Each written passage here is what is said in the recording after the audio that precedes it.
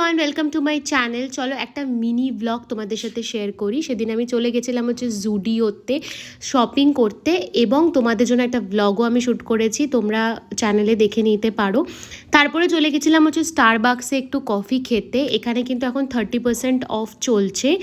তার জন্য তোমাদের কি করতে হবে, ফেসবুকে যে স্টারবাক্সের পেজটা আছে ওখানে যাবে, ওখানে একটা গেট অফার বলে অপশন আছে, ওটাতে ক্লিক করবে, যা যা ডিটেলস ভরতে বলছে সেগুলোকে ভরে নেবে। তো ডেফিনেটলি তোমরা কিন্তু 30% of on all tall size কফিতে তোমরা পেয়ে যাবে।